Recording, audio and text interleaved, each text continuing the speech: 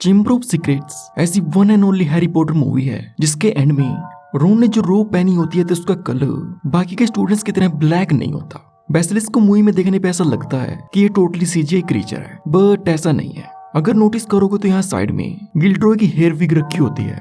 30 facts and details about Harry Potter and the chamber of secrets जो कि शायद तुम्हें पता हो। मूवी के शुरू में हैरी अपने अंकल से बचने के लिए डॉबी को अपने क्लोजेट में बंद कर देता है और अंकल के जाने के बाद जब डॉबी क्लोजेट से बाहर आता है तो उस टाइम उसके कान पे एक जुराब लटकी होती है जो कि करली वो शेडविंग थी कि हैरी उसको कैसे फ्री करवाएगा। एंड डॉबी को फ्री करने के बाद हैरी जब उसे प्रॉमिस करने के लिए कहता है एक बात का वादा करके हुक्म करें सर, दोबारा मुझे बचाने मत आना, तो उसके बाद डॉबी कुछ भी नहीं बोलता, बस एक स्माइल करके दिखाता है। और इसी वजह से डेथली होलो पार्ट 1 में डॉबी हैरी को बचाने के लिए खुद को सैक्रिफाइस कर देता है। नंबर 3, यहाँ सीन में लूसियस गिनी के कोल्ड्रोन से सिर्फ एक बुक को निकालता है, बट बाद में वो एक की बजाय 2 बुक्स को रखता है जिनमें से एक टॉम रिडल्स डायरी होती है। नंबर 4, कोलिन के पेट्रिफाइड होने के बाद यहाँ इस सीन में डंबलडोर कहता है The Chamber of Secrets has indeed been opened again. और उसके नेक्स्ट शॉट में हमें चेम्बर ऑफ सीक्रेट्स की एंट्रेंस दिखाई जाती है। नंबर 5, रोन ने जो रोब पहनी होती है तो उसका कलर बाकी के स्टूडेंट्स की तरह ब्लैक नहीं होता, बल्कि इसका कलर फेड हुआ होता है क्योंकि ये रोब रोन के बड़े भाई की होती है जो कि उनके यूज करने के बाद आगे रोन को पास ऑन की जाती है। नंबर 6, इस सीन में जब हैग्रिड हैरी को नॉक्टर्न एली से बाहर लेके आता है तो यहाँ साइड में हैरी पॉटर बुक्स के हार्ड कवर एडिशंस रखे होते हैं। नंबर 7, जब हरमाइनी लाइब्रेरी में पॉलीजूस पोशन बनाने की बुक को ढूंढ रही होती है तो वहीं पर उसके साइड में टॉम नाम की बुक भी रखी होती है जो कि रेफरेंस होता है टॉम रिडल का।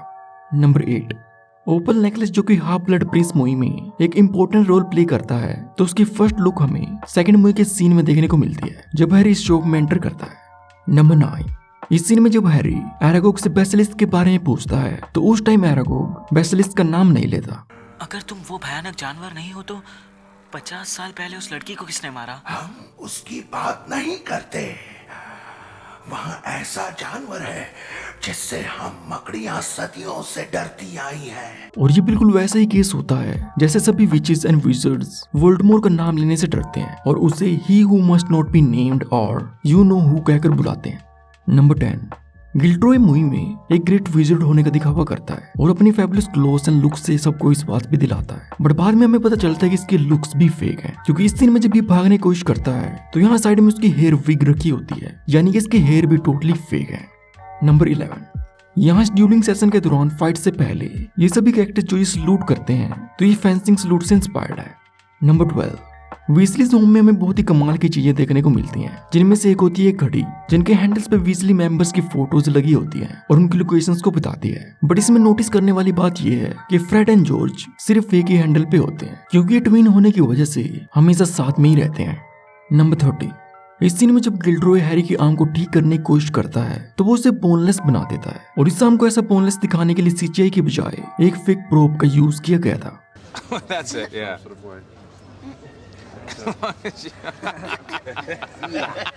नंबर 14, मूवी में जब भी किसी कैरेक्टर को पेट्रिफाइड होते दिखाया गया है तो इन सभी एक्टर्स के फुल साइज मॉडल्स बनाए गए थे जिन्हें इनके सीन्स में यूज किया गया है।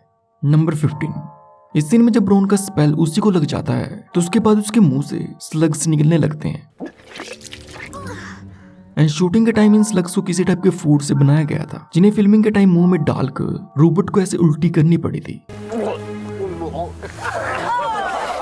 नंबर 16, ये मूवी एक्टर रिचर्ड हैरिस की as Albus Dumbledore last movie थी क्योंकि इस मूवी के रिलीज से कुछ हफ्ते पहले बीमार होने की वजह से इनकी डेथ हो गई थी, जिसके बाद चेम्बर ऑफ सीक्रेट्स एंड इसके सीक्वल प्रिजन ऑफ एज़्काबान तो इन दोनों मूवीज को रिचर्ड हैरिस को डेडिकेट किया गया है। एंड मूवी में दिखाया गया डंबलडोर का ऑफिस तो उसे टॉप टू बॉटम प्रैक्टिकली तैयार किया गया था जो कि इस मूवी का मोस्ट एक्सपेंसिव सेट है जिसे 250 लोगों की टीम ने मिलकर तैयार किया था। और इसमें दिखाए गए furnitures like paintings, desk, book cases और यहाँ तक कि पीछे रखी टेलीस्कोप भी सब कुछ रियल चीजें थी जिन्हें स्पेशली बनाया गया था। एंड डंबलडोर के ऑफिस में हमें जो फिनिक्स देखने को मिलता है तो ये एक्चुअल में एक एनिमेट्रॉनिक बर्ड था, बिल्कुल असली जैसा, जिसे मोस्ट ऑफ द सीन्स में मैन्युअली कंट्रोल करके इन सभी सीन्स को परफॉर्म किया गया है।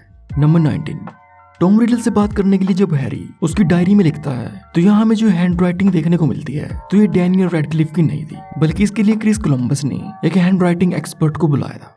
नंबर 20, मॉर्निंग मार्टल मूवी में 14 साल की होने के बावजूद भी हॉगवर्ट्स की सबसे ओल्डेस्ट स्टूडेंट है, क्योंकि एक्टर शर्ली हैंडरसन इस कैरेक्टर को प्ले करते टाइम 37 साल की थी, जो कि मॉर्निंग मार्टल को हॉगवर्ट का सबसे ओल्डेस्ट स्टूडेंट बनाता है। नंबर 21।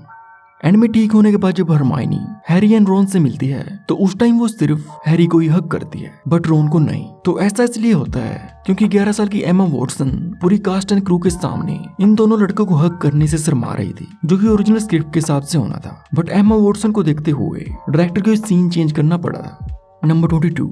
एंड में जब लूसियस को पता चलता है कि उसका प्लान नाकामयाब रहा तो उसके बाद उसे डंबलडोर के ऑफिस से चुपचाप ही जाना था, बट एक्टर जेसन आइजैक को लगा कि ये कैरेक्टर अभी यहाँ पे बहुत ही गुस्से में है और ये ऐसे चुपके से कैसे जा सकता है। And there was no line there when I said to Chris Columbus, I just feel like he'd say something. जिसके बाद डायरेक्टर क्रिस कोलंबस ने इस एक्टर को अपनी तरफ से कुछ भी बोलने की परमिशन दी थी। एंड देन इस सीन में बोले गए लूसियस एंड हैरी के डायलॉग्स टोटली इम्प्रोवाइज्ड हैं।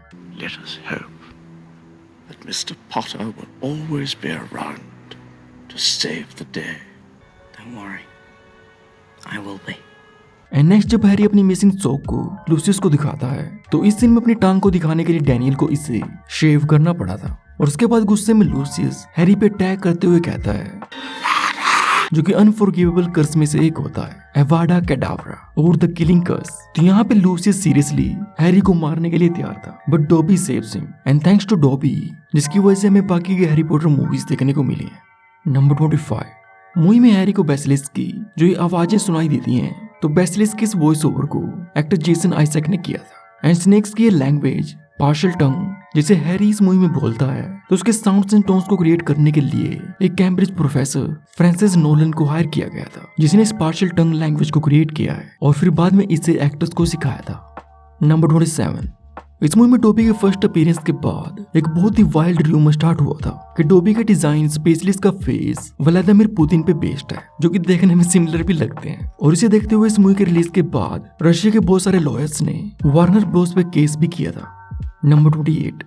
बेसिलिस्क को मूवी में देखने पे ऐसा लगता है कि ये टोटली सीजीआई कैरेक्टर है, बट ऐसा नहीं है, क्योंकि बेसिलिस्क के most of the body parts को प्रैक्टिकली क्रिएट किया गया था, जिन्हें most of the close up scenes में यूज किया गया है। एंड मेनली बेसिलिस्क के पीछे की बॉडी को ही सीजीआई से क्रिएट किया गया है। सिमिलरली इस मूवी के लिए एरागोग को भी प्रैक्टिकली क्रिएट किया गया था। इस जायंट स्पाइडर की 9 फुट बड़ी टेल और 18 फीट बड़ी लेग्स तैयार की गई थी, जिनमें से हर एक लेग को डिफरेंट टीम मेंबर्स कंट्रोल करते थे। इस पूरे स्पाइडर का वेट 680 किलोग्राम था, जिसे ऑन सेट 15 लोगों ने मिलकर ऑपरेट किया था।